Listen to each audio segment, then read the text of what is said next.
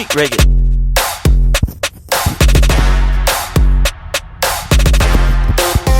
Fake Wake and Bake Show.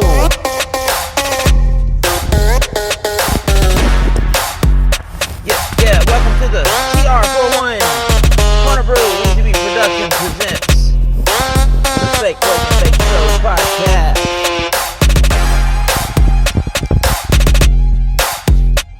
And we have a special podcast for you today. I'm going solo for the first time, and this is a review. So it is the review of the Batman movie that just came out. Today is March 4th, 2022. So spoiler warning, already letting you know, spoiler warning for the Batman, starring Robert Pattinson, directed by Matt Reeves. So, if you do not want to, if you plan to see this movie and don't want it ruined, do not listen anymore. I'll give you about 2 minutes, well, not even 2 minutes, about 10 seconds to sign off. But if you do, sign off, leave a like and all that crap. Welcome to the TR41 Corner Brew WheezyBeatz Production presents the Fake Wake and Bake Show. My name is Tony Regan. I will be hosting today solo and doing a review of the Batman, starring Robert Pattinson. Alright. Hope everybody's doing okay today. Well. If you don't know already, my favorite superhero is Batman. That being said, I'm going to give this a fair... what is that? I'm going to give it a fair criticism, if you want to call it that, a fair review. As a movie, it's not a superhero movie. It's not. It is a crime movie, a crime investigation. They are really going out and showing that Batman, like his original origin, that he is a really good detective, and it shows in this movie. It really does. It's one of it's if you go in there thinking it's going to be a comic book movie, it's not. Again, it's not. It is not. It's not nothing like In Games or Avengers or anything like that. If you watched The Joker back in 2019, it's something similar to that. It is dark. I give you that. One thing I did not like about watching it was it was dark. The freaking picture in the theater was just dark. I don't know if it was the theater I was at or whatever, but it was just dark. But it was still okay. I mean, there's not much color in this movie anyway.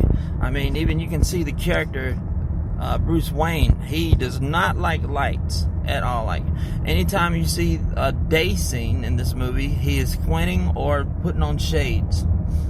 I'm not going to go through the whole movie and tell you everything that happened, but I will throw some spots out there. The action was great. If you watch the trailers of this movie, then that's probably pretty much the beginning, and then the funeral scene was towards the middle, and then if you've seen him painting the floor trying to figure stuff out, that was towards the end. There's some stuff that really surprised me. I know people gave a lot of flack about Mr. Robert Pattinson, Twilight vampire, being Batman. If you want me to grade his performance, I'll go ahead and be honest, straight up. Like I said, even though I'm a Batman fan, love Batman, my favorite hero, comic book hero, I will be straight up. Between him and Christian Bale, Michael Keaton, he's up there, bro. He's up there. He is, if not better than them, to be honest. I know I'm living off some of the adrenaline from just seeing it, but if he did damn good, man. He did it justice. It was good.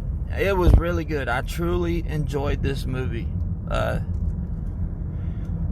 It kept you on your toes. There was one part like between the second and third act, it slowed down a little bit.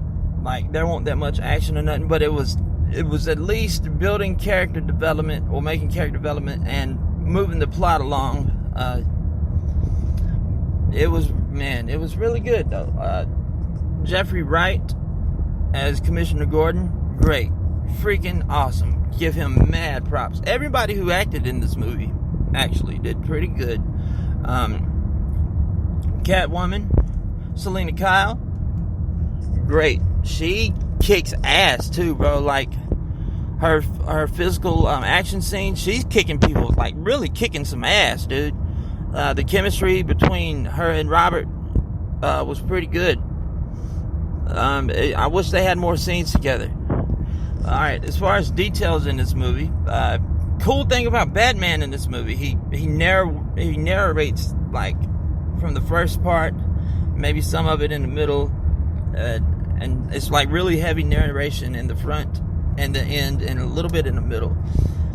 He narrates and describes himself. He cannot remember some of the things that he does. He's 2 years in as being Batman, and he has to wear, he don't have to, but he does wear camera recording contact lenses. And he gets Catwoman to wear it at one time, and she does not like wearing it at all. Letting you know that. But yeah, that's pretty cool. His tech is pretty cool. Him and the Riddler, though, they are pretty much back and forth the whole movie, and they're using a lot of tech. They're using a lot of modern tech, like social media and texting and stuff like that. But I know a lot of the movies that's been coming out here lately have been woke as crap. And there was only one line in this movie that was kind of woke. But besides that, they stayed away from it. Only politics stuff they did was the mayor race in Gotham. Because if you didn't know already, if you've seen the trailer, that was Riddler taping up the mayor. And that's the first scene of the movie. Taping up the mayor and brutally murdering the shit out of him. But yeah. Yeah, the twists were great. As far as action goes, I give that a freaking A+, bro. Like, Batman, like, if you've seen the trailer again, when he beats the clown face guys up, that was right there at the beginning. And there's more to that scene than what you've seen in the trailer. He brutally beats them more. To the point where the motherfucker better contain himself or he gonna murder somebody. He does that more than a couple times in this movie. And this is the most realistic Batman movie I've ever seen. Like, if you think about Batman, he gonna jump off a freaking 30-story building and not be injured? Yeah. Watch what he does when he jumps off a building the first time in this shit. He's actually running out of the Gotham police station, and Gordon gives him a way out. Because the police do not like him at the beginning. They do not like him because he's corrupt and he's about to spoil their corruption, their plan. And they do not like him at all. Not at all. The corrupt cops. So when Batman gets freaked up, he's trying to save the DA's life. Riddler gives him, the DA is at the funeral of the mayor, strapped with a bomb around his neck. Riddler calls in on the cell phone and says, you got 3 riddles and to answer in 2 minutes, and the Riddler gives him the riddles. And he gets them all right. He even knows the answer to the 3rd riddle, the DA does. But he will not say it. He was willing to die, or did die, to cover up something. And it exploded right there in front of the DA and Batman. Batman did not die, but he blacked out. He got injured very bad. And then he woke up in the police station and started whooping police ass.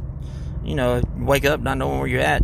People trying to rip your mask off. He's going to get pissed. And the commissioner, Gordon isn't commissioner yet, but the commissioner got really pissed off and finally gave Gordon a couple minutes to talk to Batman, and you can see him whispering about Batman, saying Gordon getting Batman out of there. So he had to jump off the top of Gotham Police Department, and when he did, man, he fucked himself up. He hit a bridge and hit a car and got fucked him up injured. wise. And yeah, man, it was cool and not cool at the same time, but it was realistic, more realistic than any Batman movie I've ever seen.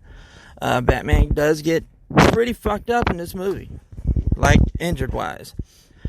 He takes gunshots quite often, and the last gunshot he took was a freaking shotgun blast to his chest from a guy laying down about 3 feet away from him. He took that and it blacked him out. Then I don't know what he freaking stabbed himself with, adrenaline shot or something, because he took it out and stabbed it in his leg when he seen the Catwoman was about to get screwed up. So he did that and got up and started whooping ass, and he about murdered whoever's ass he was whooping. But I'm not gonna give too much out, man. But the ending was great. The whole movie was great. So y'all wanted this my quick review. Pretty damn good, y'all. Check it out. Mad props to Matt Reeves, and mad props to everyone involved in this movie. Robert Pattinson did great. He did it justice, you guys. Seriously, straight up. This ain't me being a fanboy either. He really did good. He did not fuck it up, and that's all I could ask for him. Quick things in here. When Riddler got arrested in Arkham, there was a guy he started talking to. Didn't say who he was or anything, but it reminded me of the Joker. Probably gonna remind everybody of the Joker. The end credit scene was was way different than any end credit scene I've ever seen in a comic book movie. It's digital, so it's giving you a URL, something to type in to search on your phone or computer, laptop, tablet, anything, and you can do that after the movie. So check it out, y'all. For real, I give the Batman, out of a grade of 1 through 10, or a rating of 1 through 10, I give it a 9. A 9, straight up. Really good, y'all. Check it out. This is your boy and the Fake Wake and Bake Show, Tony Regan, presented by TR41 Corner Brew Productions, signing off. Check us out. Hit that like, subscribe. Check us out on Spotify, YouTube, anything you listen to your podcast on, Google Podcasts, Apple Podcasts. And make sure you leave a comment and all that. And check us out next time we are broadcasting. Tony Regan and Billy Brew and WheezyBeatz in the house. TR41 Corner Brew WheezyBeatz Productions, Fake Wake and Bake Show in the house.